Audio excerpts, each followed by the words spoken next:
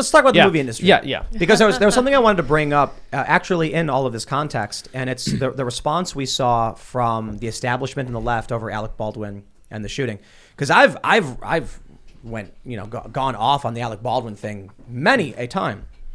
Based on everything I've already read about what happened with Alec Baldwin, for those that aren't familiar, he was on a movie set. He had a live gun, a single action revolver. I can't remember what ammo type it was. I don't think it was 45. I'm not sure. But he shot and killed the cinematographer, pointed the gun at her, pulled the hammer back. Then they say the gun went off and killed her. He said he didn't know that she got shot for 45 minutes, which is to imply that while he was holding the gun and pointing it at her, pulling the hammer back, and then it banged and went off in his hand, for which he felt the recoil. When she collapsed to the ground dying, he simply walked away and didn't bother to ask what was going on. He did not even know. She must have just fainted, he said. So, in my opinion, based on this story, they've tried blaming the armorer who was on the set. At first, we were like, wow, it sounds like an accident. Once we got the real details, I think it is more likely that Alec Baldwin was extremely angry. He's a hothead. And he shot and killed this woman. I think he was just in a fit of rage. I don't know how you could argue that this circuitous, all these events took place that coincidentally landed a live bullet in a gun where the sear was broken, so the gun went off. But Nick, you actually worked with that armorer. Yeah, when I saw that, I was reading about the Alec Baldwin thing when it first broke, and it said, the armorer there, it was her second movie, and I was like, oh my gosh, it's Hannah. It means, I'd done The Old Way with Nicolas Cage back in August, and she was the armorer on that film, and, she seemed competent to me. She taught me how to load an old Winchester, and, she did a good job. As far as I can tell, I didn't have any problems with her. But the thing about the Alec Baldwin thing that makes absolutely no sense is, number one, how did a live round get in there? I've never been on a set where there was a live round. I just never happened.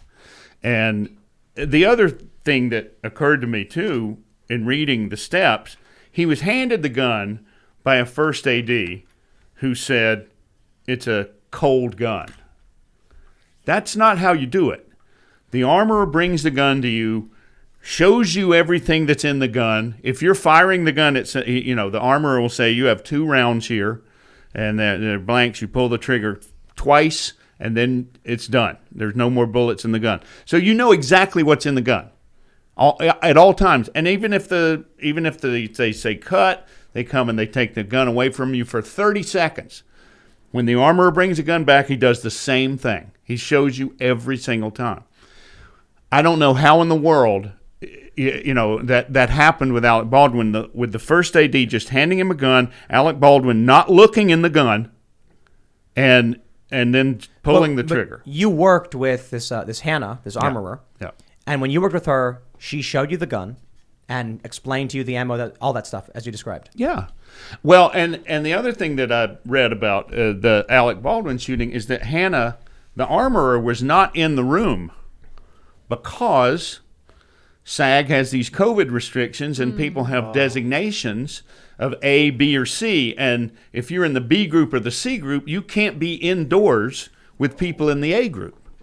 So Hannah was not allowed to be in that church when he was using the gun. Then it sounds like the production team is liable of some sort of felonious activity. Oh, absolutely. Incompetence, if nothing else. Yeah. And the other thing, too, that was a rehearsal. He was just, they weren't shooting the scene. Every time I've ever done a rehearsal with a gun, it's a rubber gun. It's not, they don't even give you the real gun until you're actually shooting the scene where you have to see the real gun. I've heard that they were had live rounds and they were target practicing between shoot days and takes and stuff. I don't know how to confirm that or deny that, but I've heard that from multiple I've heard that sources. too. That's very, very, that's not normal. And so that's what they're doing. And I can also believe it. Out in the West, out in the desert, a bunch of them just kind of 20 people making a movie on the fly, kind of having fun, drinking beer at night. Yeah, and a lot of it too was that, he had some crew problems or whatever. A lot of the crew had quit because of the conditions on the set. There were previous discharges, accidental discharges that they said the set wasn't safe. A lot of the crew had quit, and so he had replaced them with less experienced people. So there's a big convergence of a whole lot of incompetence that went in there. But to your point, I don't know how a live round got in that gun. I mean, and for him to be, if it's like you said, if he was there, he's got decades of experience. Yeah. And not just that, it isn't that there was simply one live round and one gun one time. You're saying there were multiple discharges on set that made crew feel unsafe. Yeah, and this is not live round discharges. This is just Okay. This is just blanks. But whenever a gun's going to be fired, you say fire in the hole. Everybody knows because you got to get the ear protection out. Whatever. There were just a couple of times when the gun went off and everybody went, "What the hell? What are you doing?"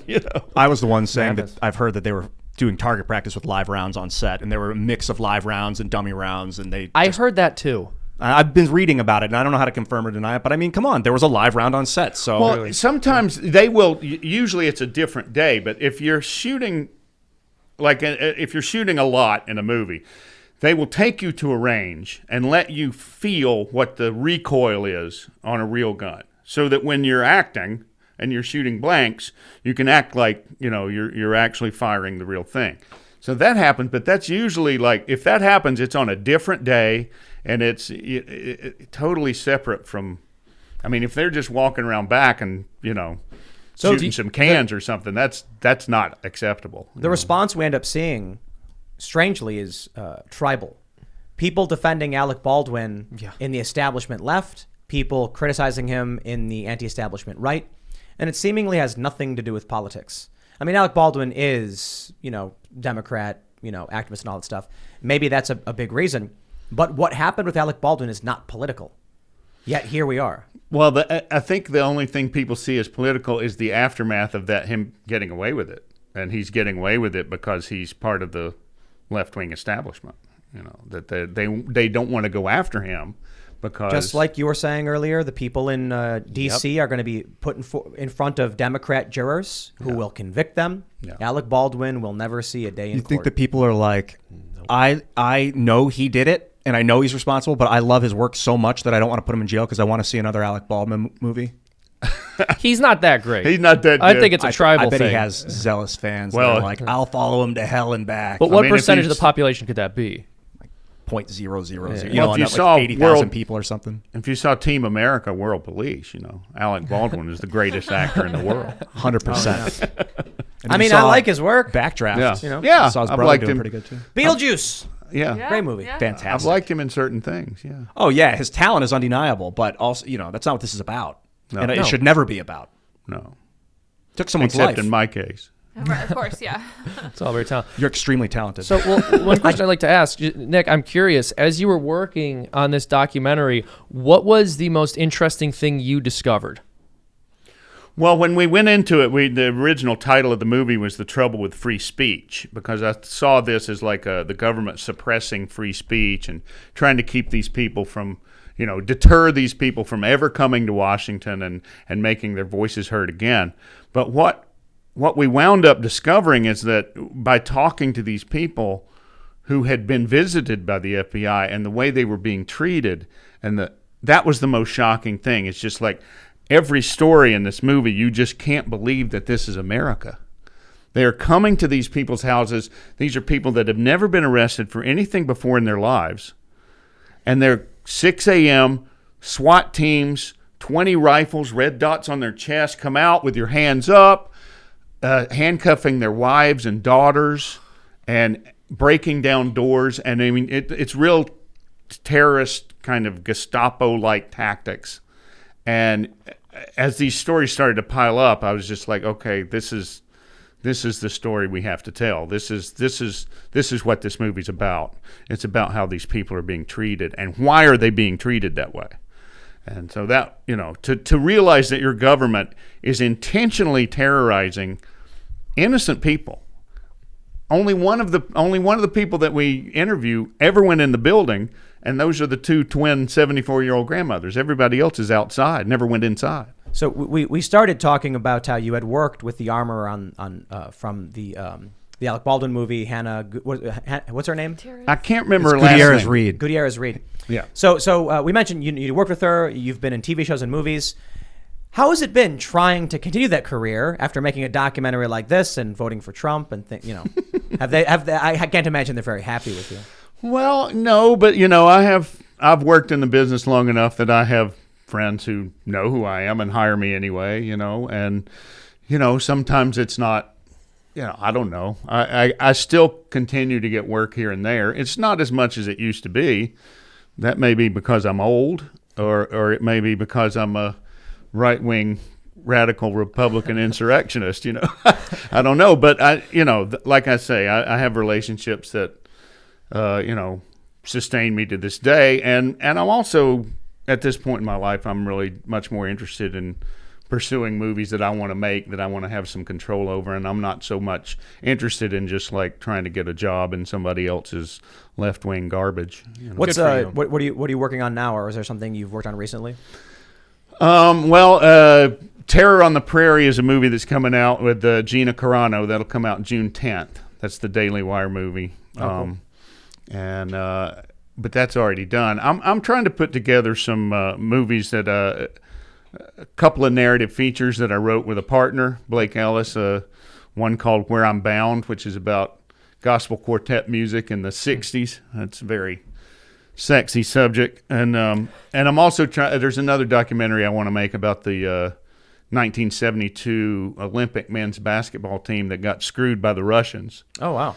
And 11 of those guys are still alive. This is the 50th anniversary this year of that game, and all those guys have refused the silver medal to this day. And the one guy that passed away put it in his will that no one in his family can ever take that silver medal because they were just blatantly cheated out of the gold medal. Interesting. What's the story there? They basically, it was a close game, and it's interesting because a lot of the best players in America didn't play that year. Like Bill Walton wouldn't play. He had just come out of UCLA, and this is before they let professional players play. So it was not. I mean, it was a good team, but it wasn't like the best of the best, right? And so it was a very close game, and they replayed the last 3 seconds of the game 3 times until the Russians won. What? America was up by 1 point. Doug Collins had hit 2 free throws with 3 seconds left, and Russia was taking the ball out of bounds under America's basket. They had to go the length of the court. They played the 3 seconds the first time and threw the ball out of bounds, and time ran out, and the referee said, "Oh no, he called timeout before the ball was thrown in." And they're like, "No, he didn't. Nobody called timeout."